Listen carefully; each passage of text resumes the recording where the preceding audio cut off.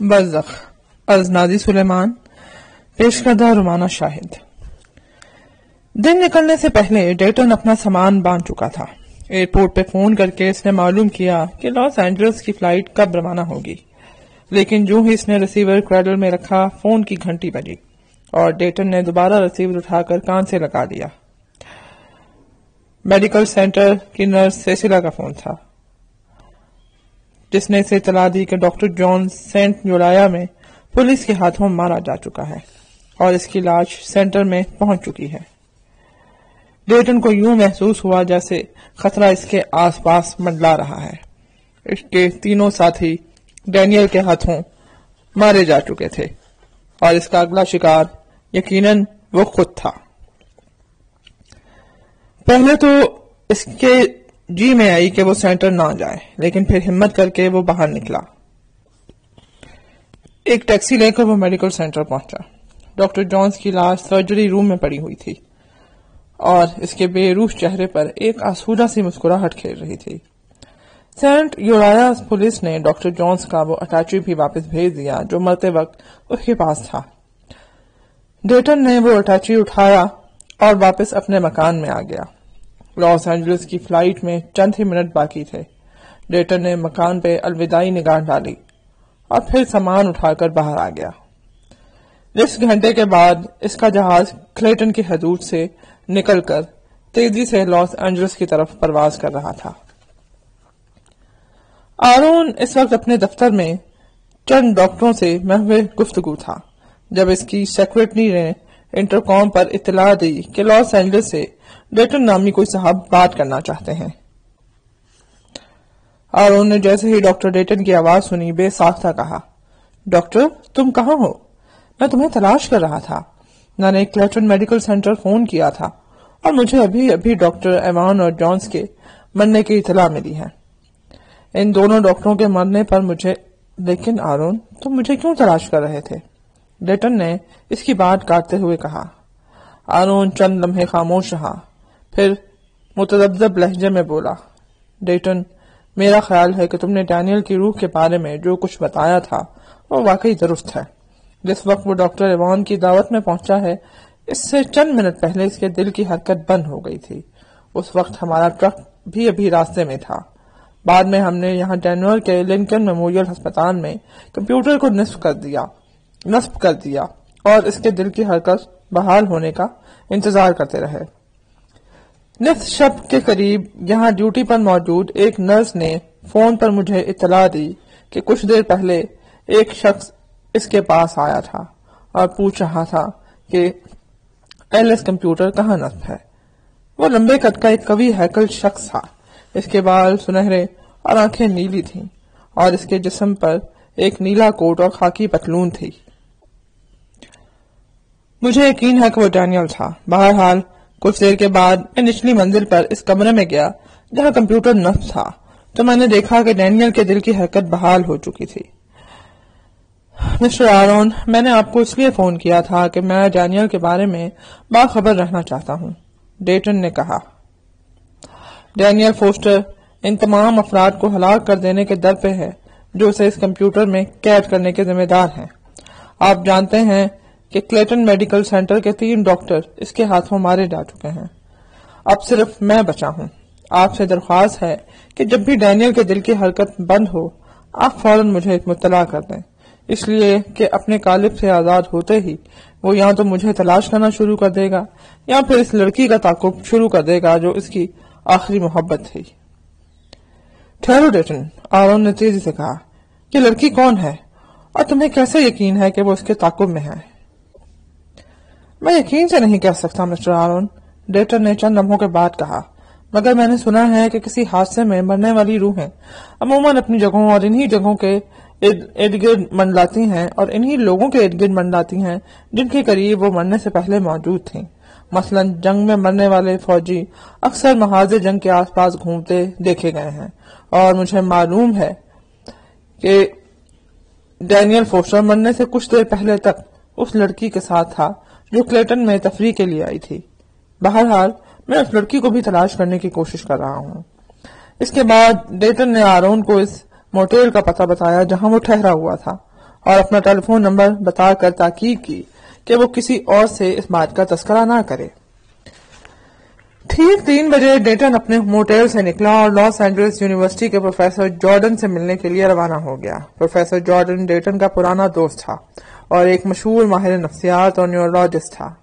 Dutton اپنے ساتھ Jones کا بنایا ہوا خصوصی ویڈیو ٹیپ ریکارڈر لے گیا تھا۔ پروفیسر جارڈن نے قدرے حیرت سے اس عجیب و غریب آلے کو دیکھا اور جب ڈیٹن نے اسے بتایا کہ موجر نے اسے کس لیے ایجاد کیا تھا تو وہ فوراً اسے لے کر اپنی تجربہ گاہ میں چلا گیا۔ ڈیٹن نے جونز کی ریکارڈ کی ہوئی ویڈیو ٹیپ اس میں فٹ کی اور دونوں اس کی اسکرین پر نظریں جما کر بیٹھ گئے۔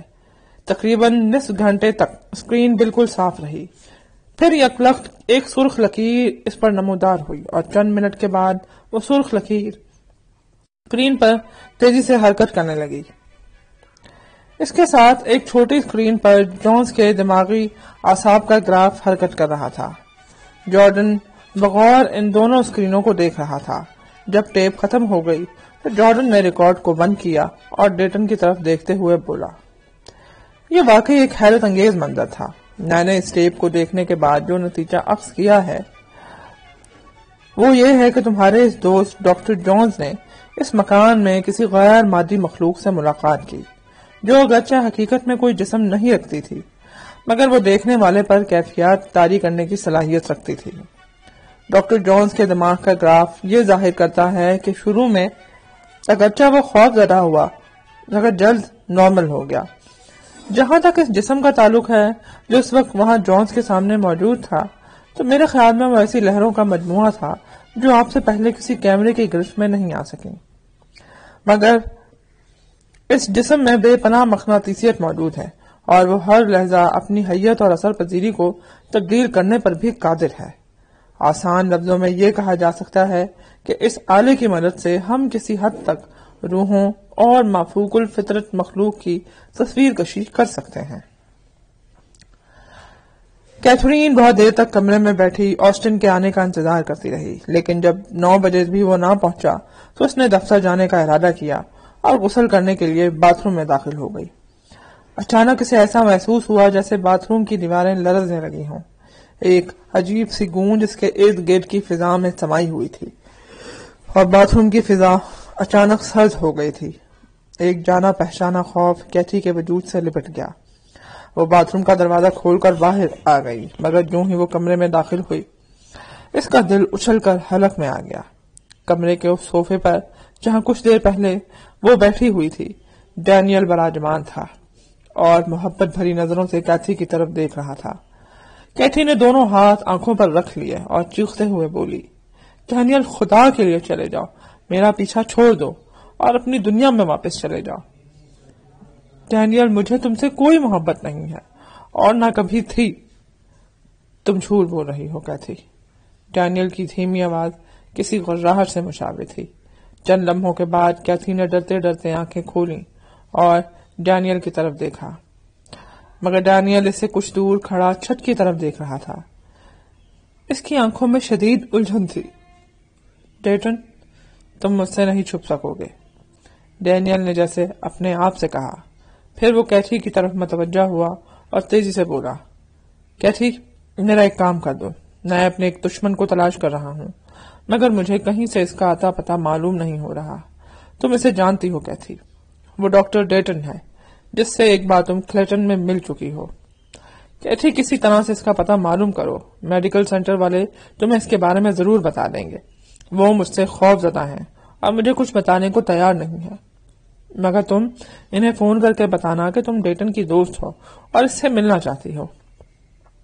مجھے یقین ہے کہ وہ ڈینیل، خدا کے لیے تم ہمارا پیچھا چھوڑ کیوں نہیں دیتے؟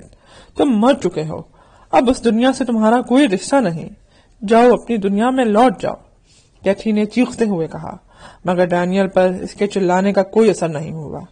اس نے سر جھٹک کر کیتھی کی طرف دیکھا اور بولا، چلو ڈیٹن پر لعنت بھیجو، میں خود اس کا پتہ چلا لوں گا۔ آؤ کیتھی، میرے قریب آؤ، ہم ایک دوسرے کے بارے میں باتیں کرتے ہیں۔ یہ کہتے ہوئے ڈینیل نے دونوں بازو پھیلا دیے۔ کیتھی کو ایسے محسوس ہوا جیسے کوئی نادیدہ ہاتھ اسے ڈینیل کی طرف دھکیل رہا ہے۔ اس نے پیچھے ہٹنے کی کوشش کی مگر اگلے ہی لمحے وہ ڈینیل کے بازوں میں تھی۔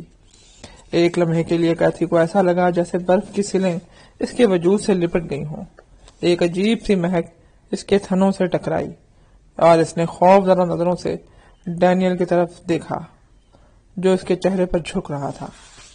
کیتھی نے آنکھیں بند کر لی اور اپنے جسم کو پوری قوت صرف کرتے ہوئے جھٹکے سے خود کو اس کی گرفت سے آزاد کرا لیا۔ ڈینیل کے چہرے پر ایک درد انگیز سا تاثر پیدا ہوا اور وہ دھیمی آواز میں بولا، کیتھی میں بہت تنہا ہوں، میرے ساتھ چلو، میں تمہیں لینے آیا ہوں۔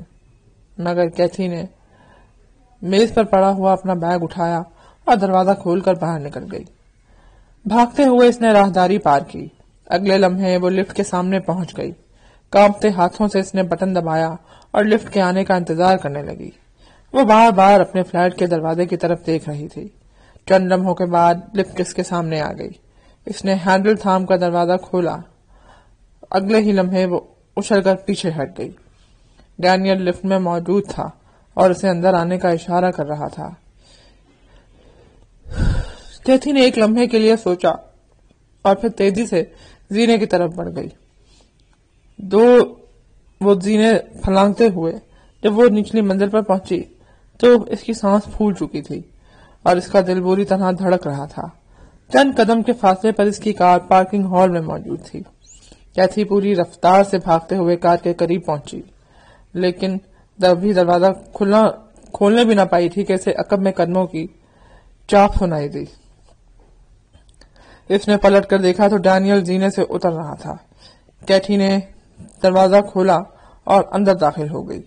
کار سٹارٹ کرتے ہوئے اس نے سر اٹھا کر پارکنگ ہال کی طرف دروازے کی طرف دیکھا تو بری طرح چونک گئی۔ ڈینیل دروازے سے اندر داخل ہو رہا تھا۔ اس نے پلٹ کر زینر کی طرف دیکھا تو ڈینیل وہاں بھی موجود تھا۔ پھر اس کی نظر ایک تیسرے شخص پر پڑی جو دائیں جانب سے اس کی طرف بڑھ رہا تھا۔ نیلے کوٹ میں ملبوس یہ شخص بھی ڈینیل کے علاوہ اور کوئی نہ تھا۔ کیتھی باری باری ان تینوں کی طرف دیکھ رہی تھی۔ اسے ایسے لگ رہا تھا جیسے وہ بے ہوش ہونے والی ہے۔ اسی وقت قریب ہی کسی کار کا انجن جاگا اور ایک نیلی کار پارکنگ ہال سے نکل کر دروازے کی طرف بڑھی۔ ابھی وہ کار کے دروازے تک نہیں پہنچ پائی تھی کہ ایک لمبی سی ویگن پارکنگ ہال میں داخل ہوئی۔ کیتھی نے دیکھا کہ اچانک وہ تینوں جسم غائب ہو گئے۔ کیتھی نے فوراً کار سٹارٹ کی اور تیزی سے باہر آ گئی۔ چند لمحوں کے بعد اس کی کار انتہائی تیز رفتاری سے لاس اینجلس کی سڑکوں پر دوڑ رہی تھی۔ کئی میل دور جانے کے بعد اس نے کار ایک جگہ روکی اور چاروں طرف دیکھا، مگر ڈینیل کہیں نظر نہ آیا۔ کیتھی نے انجن بند کیا اور اتر کر اس ٹیلی فون بوتھ کی طرف بڑھ گئی جو گلی کے نصف پر تھا۔ بوتھ میں داخل ہونے کے بعد اس نے ایک بار پھر گرد و پیش کا جائزہ لیا اور کلیٹن میڈیکل سینٹر کا نمبر ڈائل کرنے لگی۔ وہ ڈیٹن کو آگاہ کرنا چاہتی تھی کہ ڈینیل اسے تلاش کر رہا ہے اور اس کی زندگی خطرے میں ہے، مگر میڈیکل سینٹر کی آپریٹر نے اسے بتایا کہ ڈیٹن وہاں سے جا چکا ہے۔ جب کیتھی نے اسے بتایا کہ وہ اس کی دوست ہے اور اسے خطرے سے آگاہ کرنا چاہتی ہے تو آپریٹر نے اسے آرون کا نمبر دیا اور کہا کہ وہاں سے ڈیٹن کا پتہ چل سکتا ہے۔ کیتھی نے آرون سے رابطہ قائم کیا اور اس سے ڈیٹن کا پتہ پوچھا، مگر ڈیٹن نے معذرت کر لی اور معذرت کرتے ہوئے کہا کہ وہ اپنا پتہ دے، ڈیٹن خود اس سے رابطہ کر لے گا۔ کیتھی نے اسے ایک چھوٹے سے ریسٹورانٹ کا پتہ دیا اور بوتھ سے باہر آ گئی۔